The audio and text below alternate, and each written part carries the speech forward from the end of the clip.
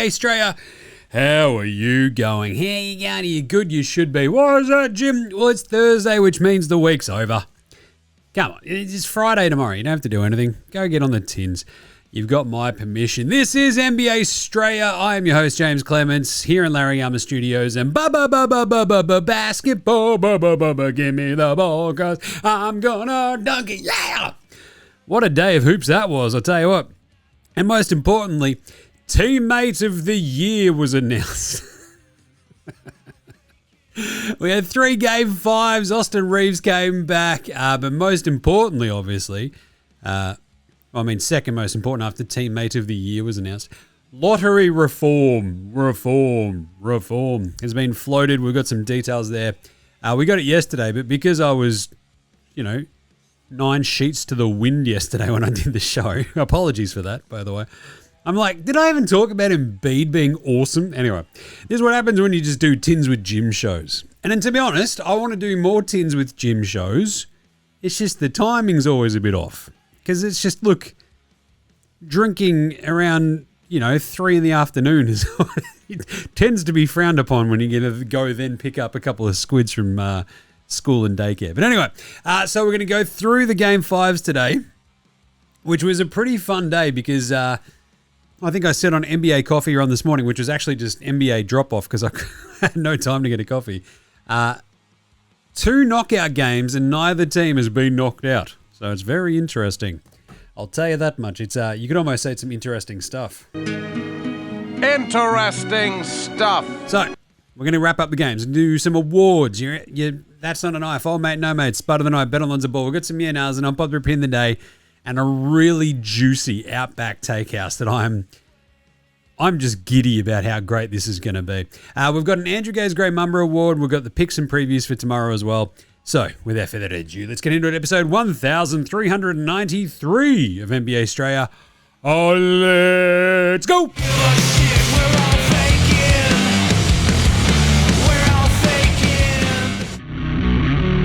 This is Josh Giddey. G'day, this is Andrew Gaze. This is Jack White. This is Joe Ingles. This is Darcy Daniels. This is Chris Anstey. This is Matthew Delvedova. This is Shane Hill. You're listening to NBA Australia. And you're listening to NBA Australia. And you're listening to NBA Straya. And you're listening to NBA Straya. And you're listening to NBA Straya. You're listening to NBA Australia. And you're listening and watching NBA Straya. This is NBA Australia. Let's do it. Watch out for the shark attack. You better. So, how do you guys feel about Inside the NBA? Right? It's now on ESPN. And it's so whelming now when they go to it.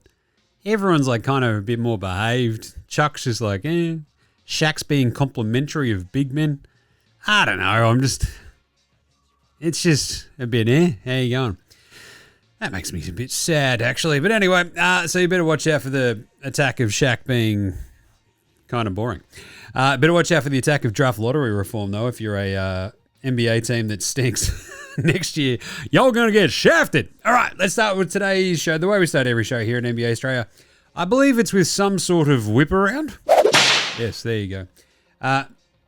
First off, Austin Reaves came back today. That's fun. It also seemingly did not help the Lakers that much in the end. But also, Luka Doncic. So even if the Lakers do get out of this round, which is not a guarantee, the expectation, according to that weird flog Shams, is that if the Lakers beat Houston in advance, Luka might be out for the entirety of the next series as well. So you're telling me he flew to Spain to get that Kobe treatment, just not in Germany, in España. I don't know. That seems like a big chunk of time for our man Luka, so that sort of sucks. Anyway, we'll dig into draft reform in a second. Teammate of the Year was announced. I do love this because this was DeAndre Jordan, right? He wins it. Everybody loves him. He's on a team that no one cares about. And everyone's like, wait, he's still in the league? And yes, he got 66 first place votes ahead of Jrue Holiday. He only just won it as well. 1,445 votes with your First gets 10, second gets 7, third gets 5, fourth gets 3, fifth gets 1. So he only wins it by like 8 votes ahead of Giroux, 1445 to 1437, and only just ahead of Jeff El Jefe, Uncle El Jefe Green, who was on 1420 in third. So just a bunch of, I like this because most of it's just old dudes. And then there's Pat Connaughton. It's very weird. So DeAndre Jordan wins it ahead of Giroux, ahead of El Jefe Green. Garrett Temple, beloved teammate around the NBA, got 46 first place votes. That's how much they love him. Who he play for, Jim? Toronto. That's kind of fun. Paddy Connaughton, he got 26 first place votes, which is hilarious because it's basically like you can tell which teams just voted for the one dude. When they all got their ballots, they're like, oh, let's all just vote for Paddy. And then one of the other teams that Paddy would have been on went and did the same thing because they just still love Paddy Connaughton, which is kind of neat. Brunson after that, Tatum, De'Aaron Fox. I do love that Duncan Robinson got exactly 12. That's all of the Detroit guys voting for him, including him. Jalen Williams got 25 first place votes. Sure. Desmond Bain got 18 because that's what? All of the Memphis Grizzlies and then half of the Magic. The other half hate him. And Marcus Smart comes in last there. So, cool, I guess. Right. So, I can't wait for the Hustle Award tomorrow, which I just assume is something to do with the excellent movie, Hustle. Anyway, draft reform. Let's do that one. So, the league wants to introduce this new draft lottery system from next season. Essentially the 3-2-1 system. Because everything needs to be, it's the 3-2-1 system. It's really easy to remember. And then it just gets stupidly complicated because it's the NBA. And they can't do anything without doing it ass backwards with their head up their own ass, not knowing their fucking ass from their elbow and like not being able to see the forest for the trees. To mix a few metaphors together in a big metaphor pot. In that way, it's the same as the AFL. If you listen to Footy Unfiltered, Lord, do I love AFL media twisting itself in knots to figure out, criticism bingo for like, what have they fucked up this week? But the AFL just never getting out of their own road and making it substantially worse every time. The NBA does the same thing. And so this one, the 3-2-1 system, right? Basically, the bottom 16 teams, right? So you got your draft lottery, you expand it from 14, and the bottom 3 teams don't get the best odds. So you get 3 balls, 2 balls, or 1 ball. Ever met a bloke without, a ball? There you go. So essentially it's an 8.1, a 5.4, or a 2.7% chance. So they've just flattened the odds across the board for all these teams. Which is, it just kind of makes a bit of sense when you sort of lay it out and you're like, yeah, okay, I kind of get it. So the losers of the 7-8 play-in games get this 2.7% chance, so like 1 ball. The 9 and 10 seeds in each conference, right? They get 5.4%. And so do the teams with the 3 worst records in the NBA. And then 4 through 10, they get 8.1%. Jim, you've already lost me. Exactly. And this is what the NBA just keeps on doing. I do like, though, there's a couple of little addendums there. That's sort of the stuff that I've talked about. No team can win the top pick in consecutive years or have 3 consecutive top 5 picks. I would have gone that little bit harsher and gone, you can't pick in the top 4 or the top 5 in back-to-back years. You just automatically get bumped down. So we don't get this elongated tankathon from specific teams as they try to build up. Teams can't protect picks in slots 12 to 15. Who cares? That's not going to change much. And then there's like this sort of weird thing where they're going to basically, it's only got a 2-year runway, this one. It expires after the 2029 draft, which is a key date, of course, isn't it, Jim? Yes, it is. So they have to vote again to basically continue it. But you might remember 2029 is probably about when these mooted expansion teams might be entering the NBA. So I've got to assume that they'll throw some provisos in with those guys if they actually get the teams up. And away we go. And hopefully my Seattle Supersonics. Oh, one of the things I don't know if I mentioned yesterday, if you're watching on the YouTube, I should get it out. Behind me is a Sean Kemp Cleveland. That's right. Cleveland Cavaliers jersey. It is an absolute fucking beauty. It's signed as well. I love it. It's over there. I got to get it up on the wall at some point, but wow. I think I've got like, don't tell the squids, but I think they've just dropped down in estimation of my most valuable things. No, the kids are all right. The other thing is, the league can give themselves expanded disciplinary authority to regulate tanking by having the option to reduce teams' lottery odds and or modify their draft positions, which I fucking love. That's Adam Silver going, I fucking hate you. I fucking hate you. You, I'm pinging you 5 spots because you're dickheads. And you fucking cheap prick. Because you haven't been spending any money, guess what? You're picking 16, fuckwit. I love it. I'm actually more on board with that. Extreme punitive measures. Bring them in. If you really want to stamp out tanking, bring the fucking hammer. Anyway, so I don't think this shit doesn't, like flattening the odds, you've just made it very fucking complicated. Well, we don't want to reward the guys at the bottom of the bottom. Yeah, fine. But there's also other measures we could figure out, and I think it's a bit easier, and I've already explained them time and time again. But in true NBA fashion, they've gone and done it fucking stupid. So there you go. I'll explain this a little bit more tomorrow. I think I'll do some more nahs on it. Because I've gone through this a couple of different times from a different couple of perspectives, right? And like small market teams, I think get fucked by this. I think tanking, especially over the next 2 years with the next 2 drafts not looking especially loaded or anything, it's a pretty funny fix for something that might not have mattered really that much in the next couple of years anywho. But yeah, I think it's all just a bit, again, head up your ass, trying to find the forest for the trees kind of fun. Anyway, and before we go on, I did want to ask you the question. Hey, is this the best first round you can remember? Because it's getting fucking close, right? Because all 4 East series will go for at least 6 games. So after Philly won yesterday, after Detroit won today, all of the East first rounders are going at least 6. So we've already gotten 2 done and finished in the West, but all 4 in the East are going at least 6. And to be honest, the way some of these are going, I might go 7. It's the 4th time since 2003 that the first round series in a conference has gone at least 6 games. It's the first time the East has done it since 2003. The other 3 times were the West, right? They did it, I think the last time it happened was the 2014 first round in the West. And 3 of those went 7. So yeah, Clippers over Warriors. Remember that? 14 Western Conference first round. That's like the year before the Warriors went ham. That was an awesome series. Thunder over Grizzlies, another really good one. Spurs over Mavs in the 14 first round as well. Blazers beat the Rockets in 6. It also happened in the 2010 first round of the Western Conference and the 2013 Eastern Conference. So this is the 4th. It's pretty cool.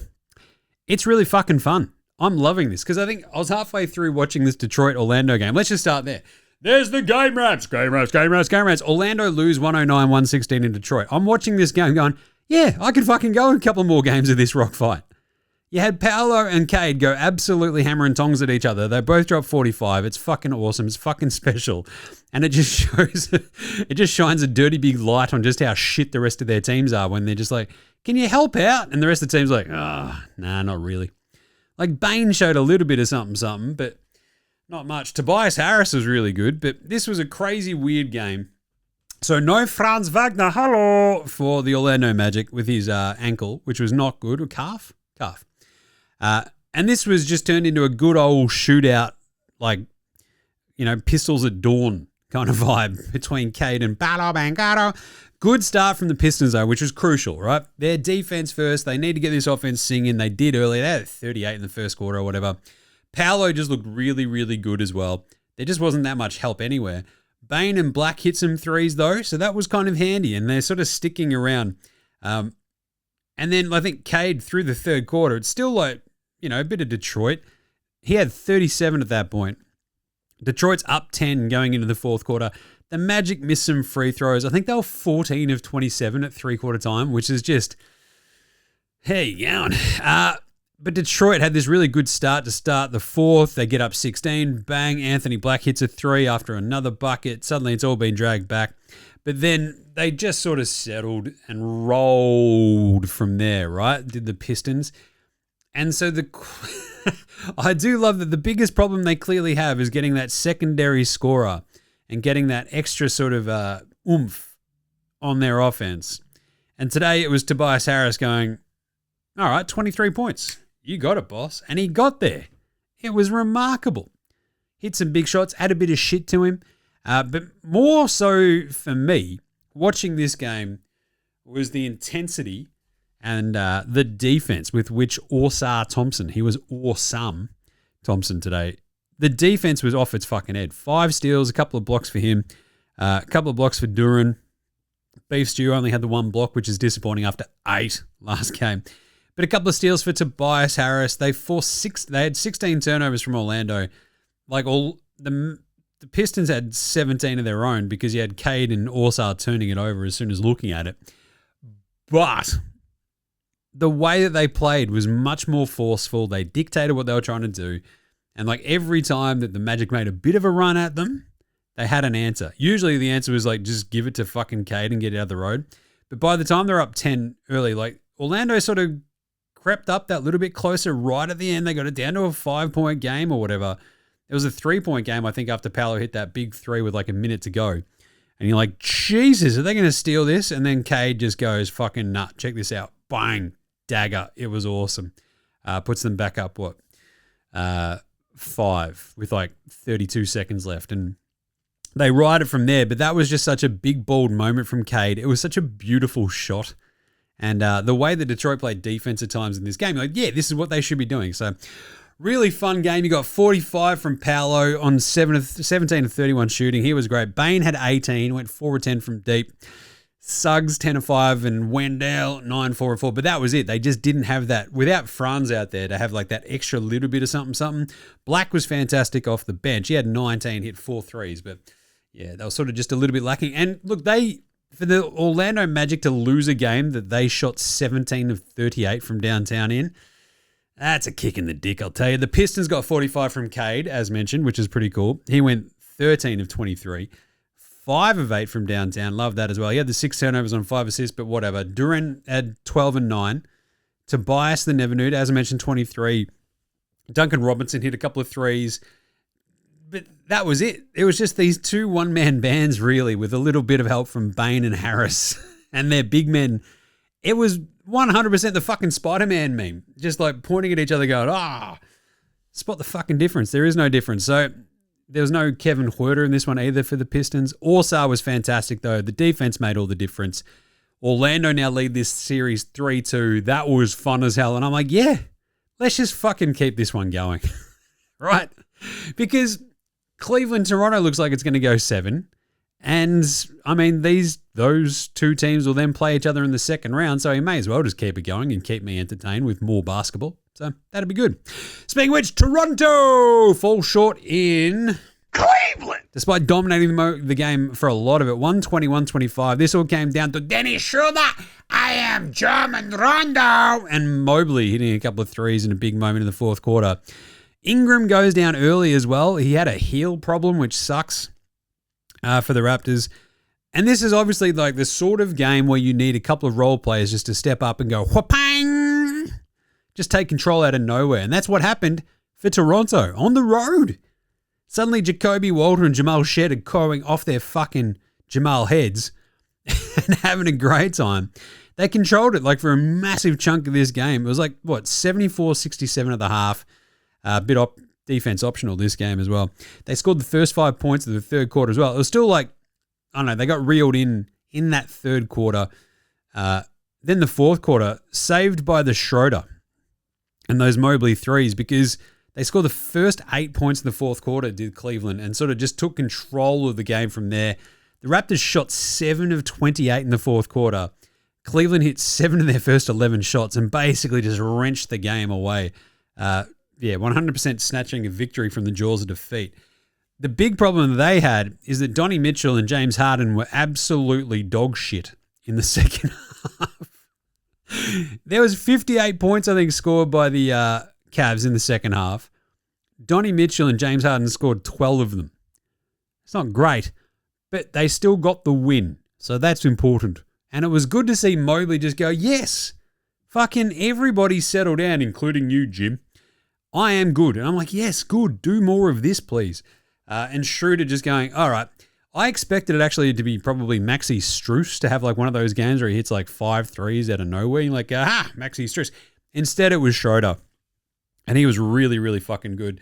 11 points in the fourth quarter. Basically just dragged them over the line while the Raptors just couldn't get anything going. They, however, went 15 of 38 from 3. Not that bad. They missed 8 free throws, though. 17 and 25. Not a great day for the free throw shooting for the losing East teams, right? The Raptors and the Magic Men. RJ was good. He had 9 of 19 for 25. You had Scoob, 6 of 16 shooting. He was a defensive fucking menace, though. He was everywhere. A couple of sick blocks in there. 17, 8, and 11 with 4 turnovers. Teenage Mutant Jakob Poeltl. 14 and 9. Jacoby Walter hit a million threes early. Couldn't get much going second half. 20 points overall and 6 of 14 shooting for him. Shed had 18 with 4 made threes. Mamu had 10. Calamari Boyles had 8, 5, and 2. Sick block in there as well, but just wasn't quite enough when Cleveland got going. Mobley hit 3 for 3 on threes. 23 and 9 for Mobley. Not bad. Harden had 6 turnovers and 5 assists, but still managed 23 and 9. 7 of 17 for Mitchell. Like, this was a really strange Cleveland win where they've been carried by Mobley and Schroder. And you're like, that's not how this should go. I'm a bit worried about games 6 and likely 7 for Cleveland now. But they got the win. Now they get to go, right, we are, we're up in the series. We've got 2 chances now to finish this. And, noted playoff assassin, James Harden, if he's assassinating his own foot by fucking shooting it or assassinating his own pants by shitting down them. So just saying, bit crazy. Fun times, though. Fun times. So good job by Cleveland to get the win. 18 of 36 from downtown for them because Jalen Tyson hit a couple of threes. Merrill hit a couple of threes. Schroeder hit 4 of them. They sort of just hit their shots. They did enough. They go up 3-2. And then the last game, Houston versus the Lakers. The Lakers stink! Especially in these last 2 closeout games. Being up 3-0, now it's 3-2. Look out. I've got some thoughts. Weird game because Reaves comes back. It's 99-93. Houston win this. And they came very close to doing exactly what they did in game 3 and shitting the bed after being in an almost unassailable position at the end of the fourth quarter. They tried to do the same thing again today. Unfortunately, the Lakers couldn't hit any fucking shots. It was 51-47 at the half, but the big thing was for the Lakers, all the turnovers. They just fucking kept giving them the ball. Houston hit a bunch of threes in the first half as well. Third quarter was all Rockets. And again, this is the no KD again for the Rockets. Again, I'm burying the lead a little bit. No Kevin Durant. And Tari Eason has these games. You're like, boys, am I the best player on this court? And everyone's like, no, Tari Eason. He's like, no, I think I might be. Just check this out. And everyone's like, fuck, this is a little bit too much Tari Eason. Gold. But at times, you're like, he's feeling... I think if you listen to NBA Straya for a while, I love junk bucket dudes. Like the guys who, when your scoring just goes into the absolute toilet and you're manufacturing absolutely zero, your stars aren't hitting shots, you need that one guy who just gets some random offensive rebound and puts it back up and in. Or gets a steal and gets a fast break point out of fucking nowhere. You're like, what the hell was that? Tari Eason is like the Michael Jordan of Thad Youngs. It's... It's awesome. I fucking love him. And this fourth quarter was really interesting, right? So the third quarter, they, going up 9 going into the fourth quarter, it sort of just wavered between 9 and 11 and 12 and 9 and 8 or whatever. And 5 minutes to go, the Lakers just couldn't hit a 3. That was the big story in that second half. So if you're a Lakers fan, you're sitting going, fuck, if we just hit some 3s in this game, we probably win it. And you're probably right.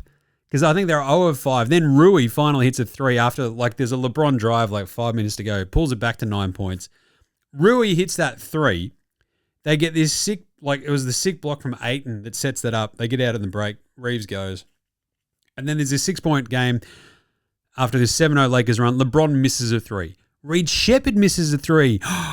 It's still a 7-point game with 3 minutes 40 to go, and then Ayton gets a putback. It's a 5-point game, 88-83, and then they just can't manufacture any fucking points. They get a Thompson miss. LeBron gets this up and in to drop. It's a 3-point game, 88-85, 2:45 left.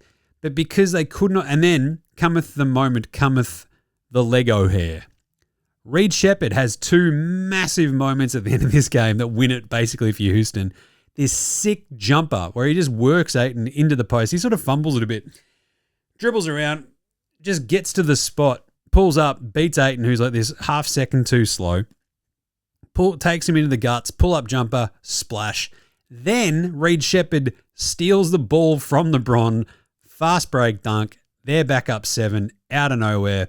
2 minutes to go. There's like a lot of fucking round. LeBron goes in and out and in and out. Just working Alpy. And then he finally just gets enough downhill steam to get it up and in. This is all sounding very suggestive, Jim. Then there's an offensive foul on Eason, and this is the other big moment right at the end of the game. For the push on Reeves, who falls into Rui. And somehow they review it and go, he wasn't in a legal position. It's like, but that doesn't stop Tari Eason from fucking shoving him out of the road. What are we doing here? There's an arm extension. Every time you see that, it's like, yeah, that's a fucking foul. So they overturn it.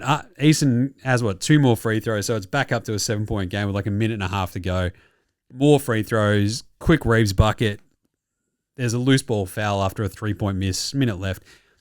They then get those last 2 free throws from Reeves, 96-91.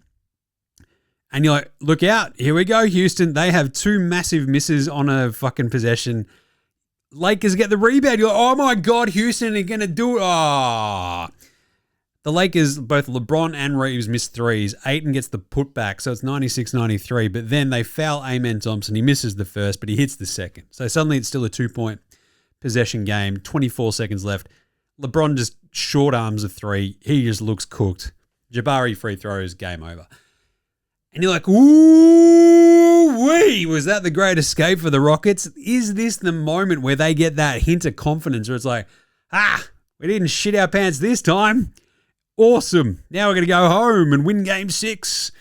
I reckon it just might be. But the Lakers, look, 7-27 from downtown, 15 turnovers. It was just a bit of a shit game, especially at home. But the big problem was, none of their fucking role players hit any shots, and LeBron couldn't buy a 3. 0 of 6 from downtown. Reeves goes 2 of 8 from 3 as well.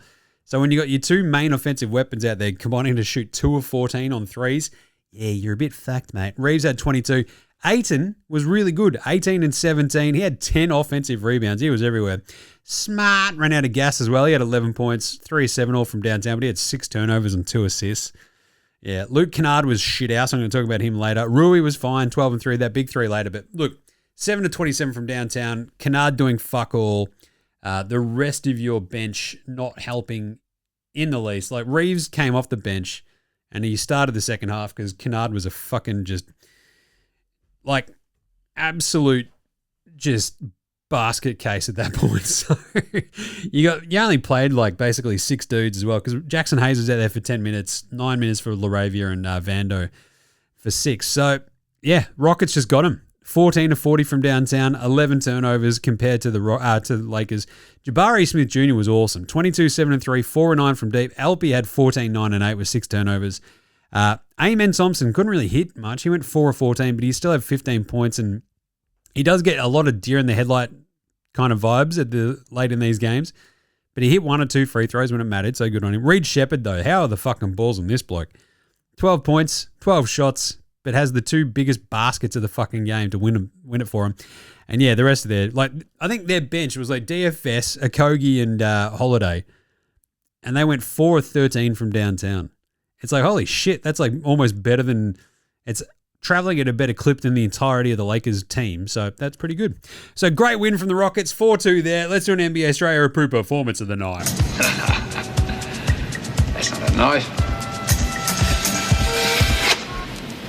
That's a knife. This is obviously going to be 2 number 1 picks having a crack at each other. Paolo Banchero and Cade Cunningham. A couple of number 1 picks just going, tonight, it's about me. I'm really good. So is that guy. And I love this because they used to go at each other in AAU and all that sort of shit. The only other time that it's happened where there've been two players on opposing teams go for 45 plus, you might remember when Jamal Murray and Donnie Mitchell did it back in 2020, Nuggets Jazz first round, which is pretty cool. Cade, that's a playoff record for the Pistons with his 45 points, going past Dave Bing Bong. He had 44 and 68. And Paolo is 1 point shy of the Magic record, which T-Mac and Dwight both have. So Paolo got 45 as well. But the cool thing was they were both like very efficient.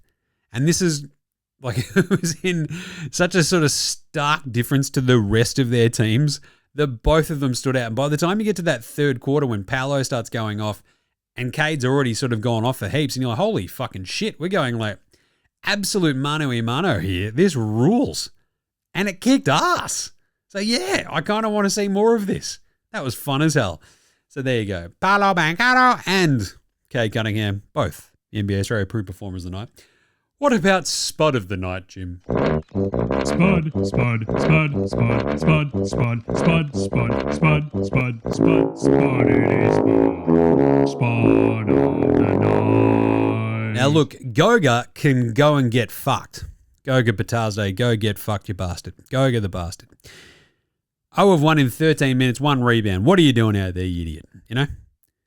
Not only does he hurt our man Jock Landale in a dog act, but he's also shit at basketball. But today's Spud of the night, it has to be Luke Kennard. So we've just gone from Luca Nard to shithouse Nard. The Duckman, Luke Kennard, played 31 minutes and did nothing. And this is my thing. If you're a white guy shooter, looking at you as well, Duncan Robinson, and you're not hitting shots, what the fuck are you doing? Right? Oh, and the thing is, to only take 4 shots in 31 minutes in a game where your team can't buy a fucking 3, that's your job. That's why they brought you in.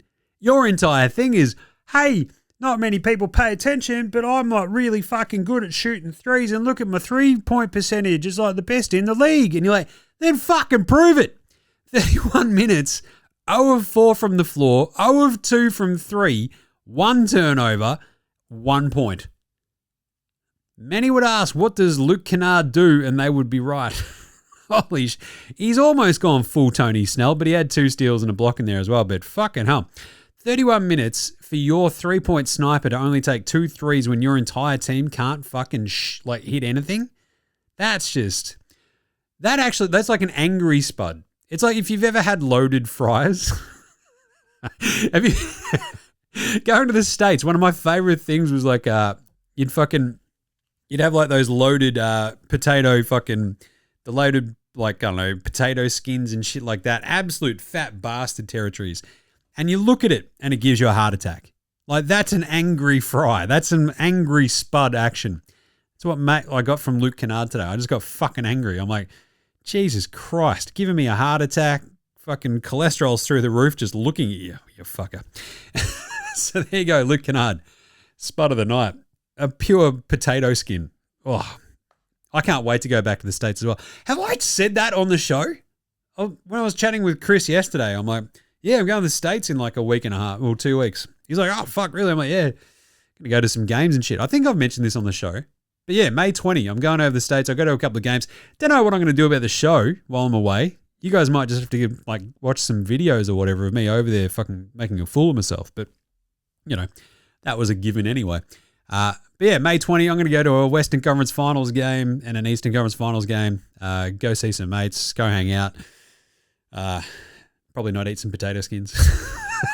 Who am I kidding? I'm definitely going to do that. Oh, mate, no mates. Oh, mate, no mates. Oh, mate, no mates. Oh, mate, no mates. Oh, mate, no mates. Oh, mate, no mates. Oh, mate, no mates. Who's got no mates today? Well, I mean, LeBron, I'm going to talk about this again later, but yeah, there is a distinct possibility of the Lakers blowing a 3-0 lead, and just if they drop game 6, oh boy, it's going to be a cacophony, and I can't wait.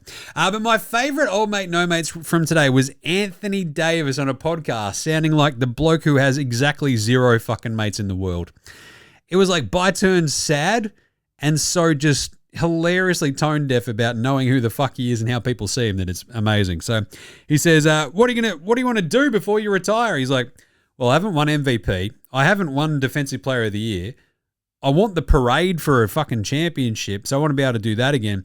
It's still things I want to try to get. I want to get to 20,000 points. I want to play 20 years. Mate, you're Anthony Davis. You're fucking lucky if you play another 20 games without your fucking bird bones held together with fucking clag and paper mache fucking crumble into dust. 20 years? There is a better chance of me hooking up with Sydney Sweeney than Anthony Davis playing 20 years. Like, what are we doing here? Just fucking pump the brakes there, pal. But yeah, you can see why everybody just gets sick of his shit and just go, oh, this guy's a fucking dummy. Jesus. Pantsing of the night.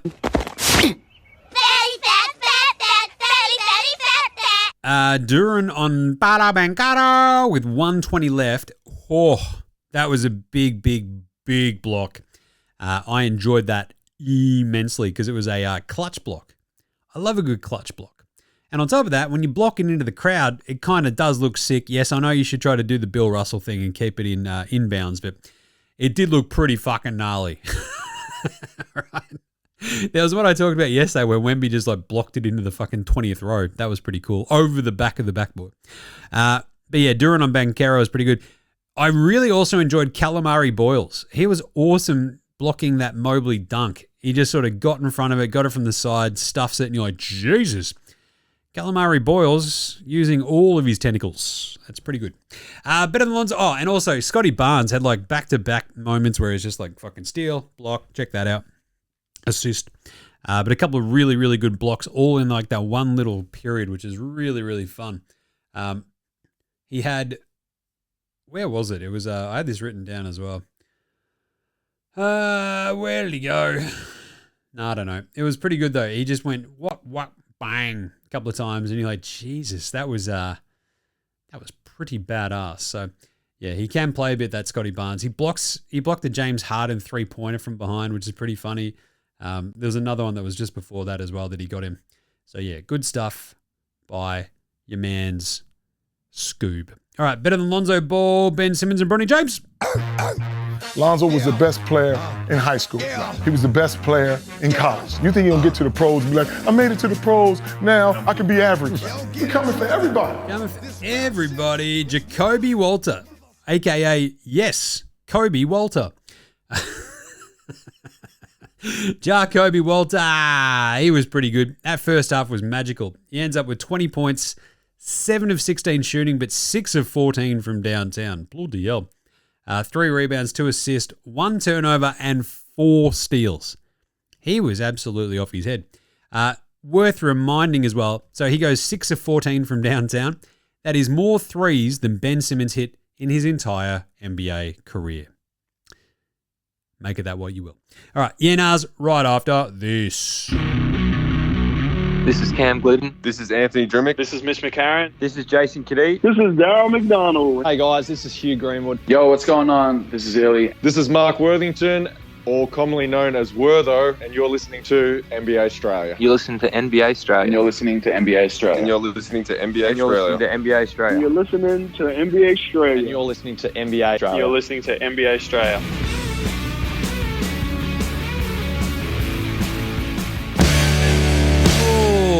Right, let's do some Yenas, brought to you by you. That's right. Help support the show. Go to buymeacoffee.com/NBA Straya. That means you get to join the Dead Set Legends Club. It means you get exclusive stuff. It's very cool. I'm excited to do more exclusive shit. So go sign up. And basically it's our Patreon, right? So go check it out. You just join the Dead Set Legends Club. You get cool shit. So buymeacoffee.com/NBA Straya. It's cheap as chips and away you go.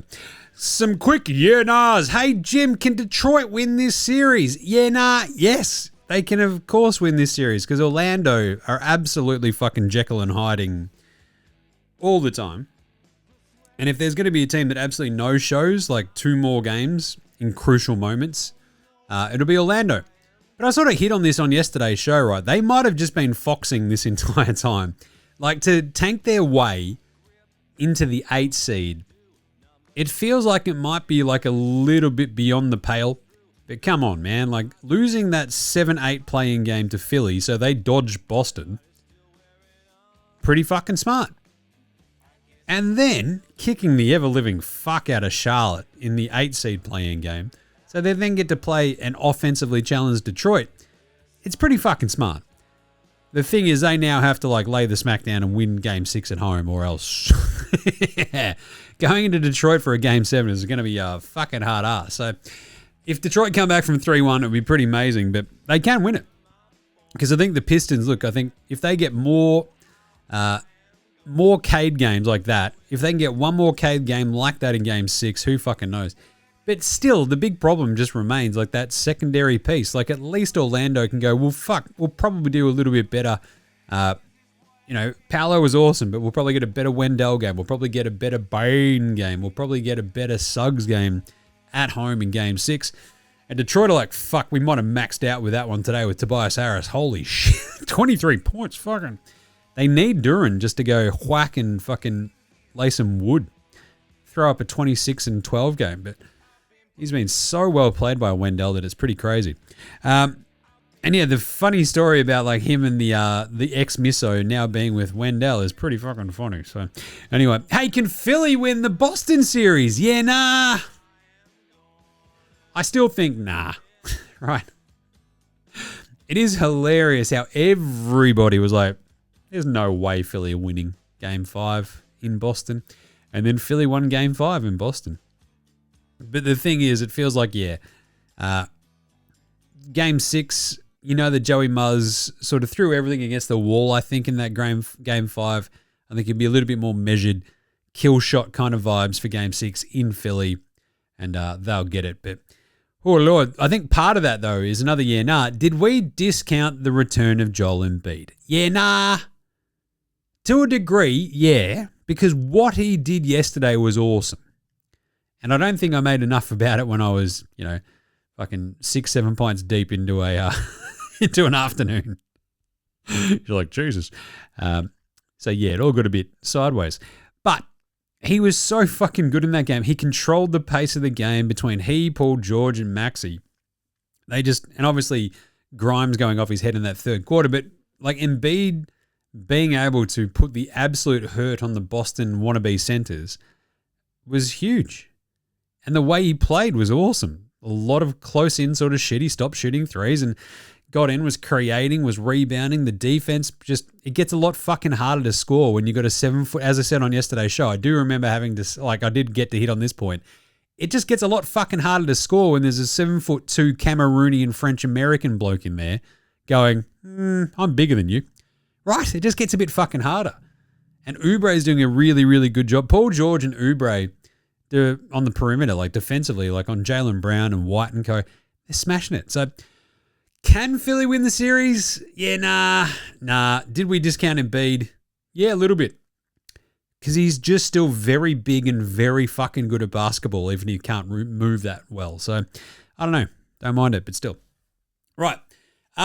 Is anyone beating OKC and San Antonio? Because there's one that I keep asking. Yeah, nah. Because it came out that no one in the last 12 years, it's a very specific cutoff because then it happened a bunch of times before that, but no one in the last 12 years has won the title if their first round series has gone more than 5 games.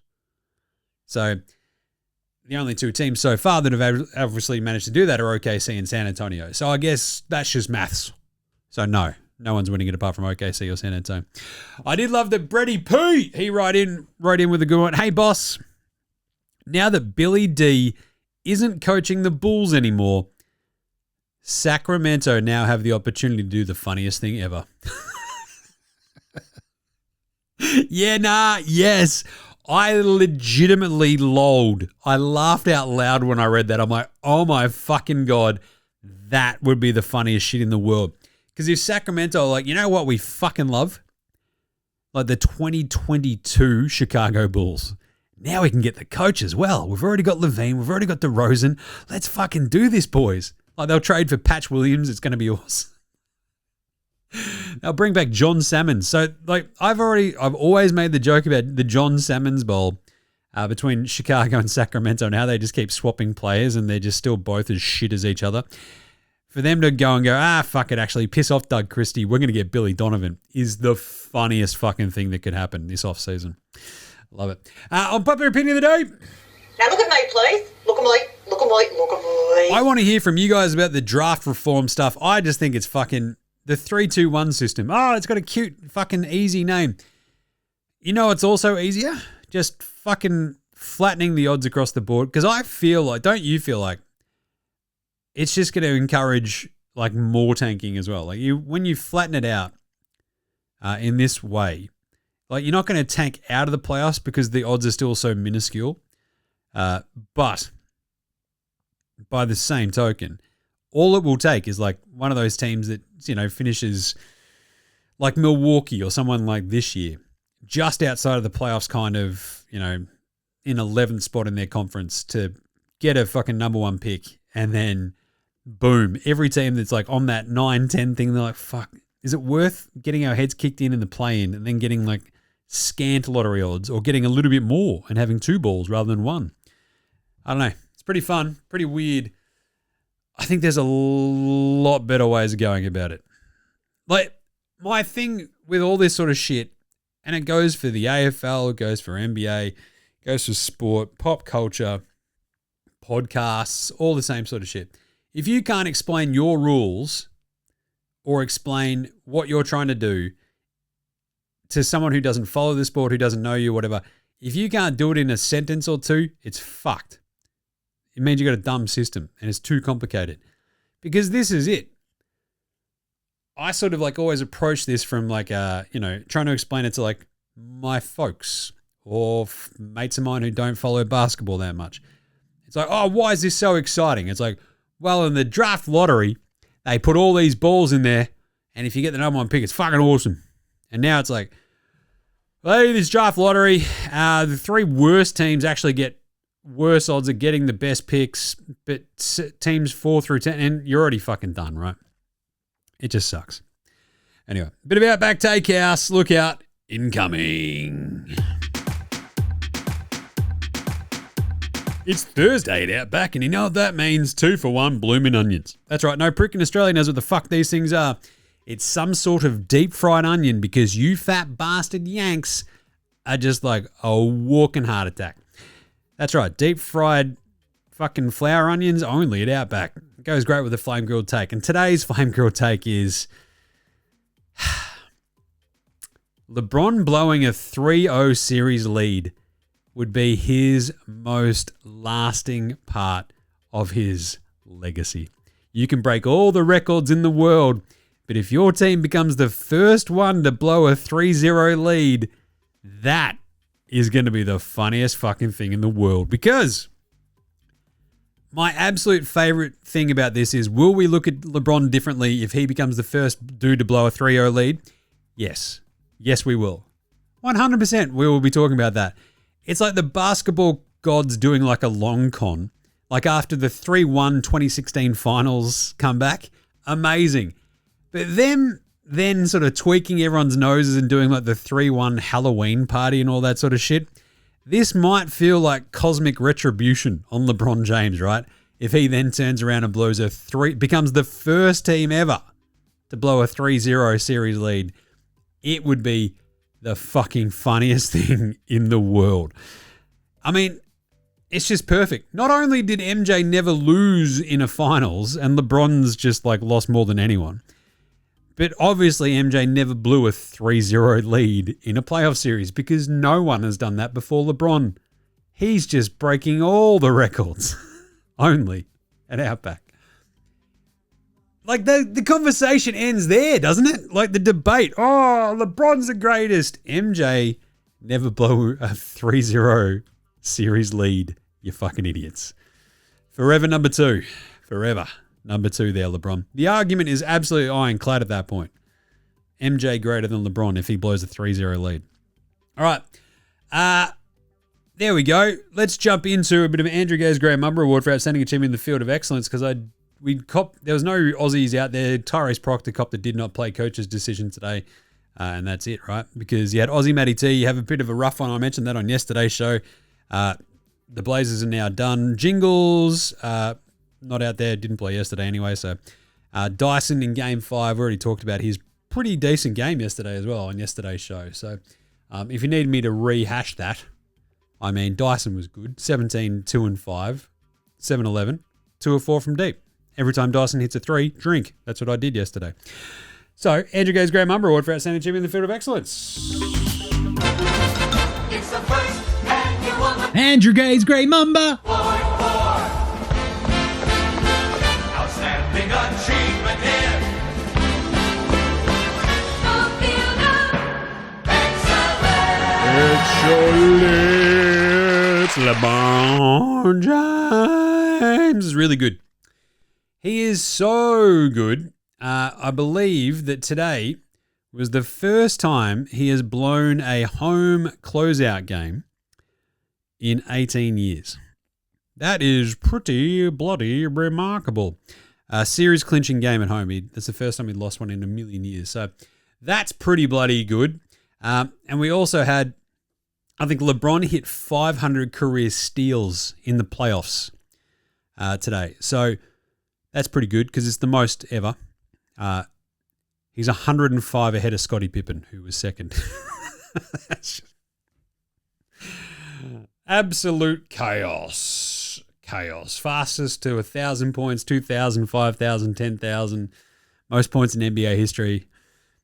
First to blow a 3-0 lead in a playoff series? Maybe. All right, what about some game previews for tomorrow's slate, Jim? Let's do it. Let's have a look at some Patty Mills, though. Before we do that, the Game Day Baller Game Day Twitter check-in. What's Patty been up to? Where'd he go, Patty? Patty Mills, Baller. Here we go. What's he been up to? There we go. Ah, that's pretty good. La Dinamita di Patty Mills. Boom! Patty Mills Dynamite. The Aussie finished with 23 points and 7 threes. I love Patty Mills. That's great. Let's do some game previews, though, for tomorrow. Game previews. Thanks, Inadvertent Bane. Not a problem, Jim. How's it all going? Yeah, not bad. Went to the physio today for the first time in a few weeks, and I am rooted. Everything already hurts, so that's going to go great. Anyway, so tomorrow for your TGIF awesome lineup, we have 3 absolute belter game 6s. Because, I mean, this is it. It's the pointy end. Where you've got the Knicks up 3-2, Boston up 3-2, and Minnesota up 3-2. How are these going to go? Let's talk it out. Remember, you can find our picks over at Dabble. The link is in our show description or our social bios. What do we go? 2 or 3 today? I think. Yeah. Not bad. New York at Atlanta. The Knicks are 2.5 point favorites in Atlanta. I kind of like that too, because I kind of think there might be just that absolutely mega closeout Brunson game in store here. But by the same token, we've also seen this Knicks team struggle in the past. Look at last year against the Pacers, etc. Just when they're feeling pretty good about themselves, that's exactly when they shit down their legs and it all goes a little bit haywire. But I think the Knicks, they managed to slow down CJ McCollum. We know that the Hawks will be pretty good at home. You probably get a better Nick Alexander-Walker game, maybe a good Jalen Johnson one, but I think Cat is sort of proven to be a bit of a problem. OG's been fantastic all series. I think Brunson probably has like a let's close this out kind of game. And if Cat comes along for the ride, I think the Knicks can get that. So should be a fascinating game. I cannot wait. That's at 9 a.m. too, which is a pain in the bum because I can do NBA coffee run super early again. But anyway, I'll just have to be more organized and get the coffee out in the backyard. But anyway, Knicks minus 2.5. What do you reckon? I think I'll take that. Boston at Philly. This one is a 5.5 point line for the Celtics. And this is where this one gets a little bit tricky because I kind of feel like 5.5 feels perfect because if it was any more, it'd be disrespectful to Philly. But by the same token, you feel like Boston could win this one pretty handily. And I think that's where I'm leaning. I think I'm going to go Boston minus 5.5. I feel like they can win this by 8, 10, pretty handily. Like if they just basically come up with a couple of different ways of looking at Embiid, trying to slow him down, or better yet, if Embiid eats, that's fine. Just don't let Maxey kill you. And that's kind of what Boston will probably do. And if they hit their threes, they can just bomb this one out of existence. So I think we'll go Boston in that one, minus 5.5. And then Denver, Minnesota, I think we might go another favorite here. Denver backs against the wall, down 3-2 in Minnesota. Minnesota are banking a lot on AO. They lost Bones Highland to a bit of a hyperextended knee as well. So they're now kind of out 3 rotation players, which is probably just that one too many, I feel like, to even like have a real crack. Because between AO and Randall, Rudy Gobert, Naz Reid, it's like, yeah, it's got, you can still see how they can hang, and then it probably just gets a little bit too tough for them to slow down Jokic. He was so good last game. I think Murray should be all right in this one too. So I'm going to go Denver minus 5.5 in Minnesota. So we're going to go 3 of the favorites. And I think out of all those, Atlanta's probably a really decent crack at plus 2.5. But remember, all the games that the Knicks have won in that series, they've won pretty handily. So I'm okay with the minus 2.5. Boston, the 5.5 feels pretty key because even that game 3 that they won in Philly, where they sort of just played pretty well, they win it by 8. It feels about okay as well. And Denver, I just sort of feel like they're just going to be too deep and too good and probably just slowly kick their ass as they sort of did last game too. So, but I think Minnesota tend to do this as well, right? You can have all the expectations in the world. You think that Denver are world beaters, and then Minnesota just go, that's cute. Check this out. Here's Gobert swatting everything. Here's Randall muscling everybody out of the road. Here's AO dropping 43. So there's a little bit of a wild card in there, and I'm sort of tempted to take Minnesota plus 5.5, but the way that Denver did them in game 5, I feel pretty confident that they can get them by double digits at least anyway. So I'm going to go Denver. Nice. And that is it for today. So we'll catch on deck tomorrow for a big Friday show. We'll do that after those 3. Set you up for the weekend's games, which we'll know the schedule for properly after that, which will be kind of neat. Some Game 7s. Game 7, baby! On the weekend. That'd be good. Because I think that's what we'd get, wouldn't it? Yeah, we'd have some on Sunday. So, yeah, that'd be fun as. All right. But otherwise, make sure you're following NBA Straya on Twitter, Facey, IG, TikTok, YouTube, all the socials. Get around Footy Unfilterated as well. I love talking AFL, obviously, so jump on that show. Me and Jez talking it up. It's very much in the vein of NBA Straya as well. So if you like AFL and you need it a little bit looser, boom, we're your go-to. So go check us, follow on the socials, Footy Unfilterated, and on the podcast apps and on YouTube. Jim Does Supercoach. We put up our AFL Supercoach show today as well. It's a really interesting week in AFL Supercoach. So go check out Jim Does Supercoach on the socials and on the podcast apps and everything. So it's all there. Rate, review, star, subscribe across all your apps as well. Jump in the comments, say g'day, send us through some yeah-nahs for tomorrow's Big Friday show. That'd be pretty fun. Help support the show as well. buymeacoffee.com/NBA Straya. Simple. Just go check that out. Help a brother out. Support the show. Be much appreciated. Big thanks go to From Oslo for the intro and outro song, They Rule. So do House Hats, Joshua Durantis, Fascinator, Gold Mines, Ramshackle Army, who are playing a show on May 9 at the Bendigo Hotel in Collingwood. Scarfighter 2. I'll be there early and I'll be there late. And I'll be at Deftones in between. Oh, I'm also going to see Super Heaven this weekend. Both shows, Friday and Saturday. So Friday it's at the Prince of Wales. Saturday I think it's a Billboard. Or 180 Russell. It's 170 Russell, whatever they call it now. If you don't know Super Heaven, I fucking love Super Heaven. I saw them in New York 14, 15 or some shit.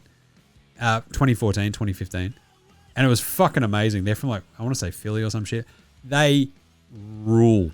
And I can't believe they're actually coming out and that they've sold out a show. That's amazing. I can't wait for this fucking band. It's been 10 plus years since I've seen them. So yeah, it's going to be awesome. So I'll see you at Super Heaven. But also, so the other bands, Iowa, Sextrator, Greg, and Dozers, they're behind all the tunes you hear on the show. Smash them on your music streaming platform of choice. All right, I got to get out of here. So nothing at the end of this one. I'm going to go pick up the squids. So we'll catch you tomorrow, you dickheads. This is NBA Straya saying, look after yourselves, would ya? And later, hosen.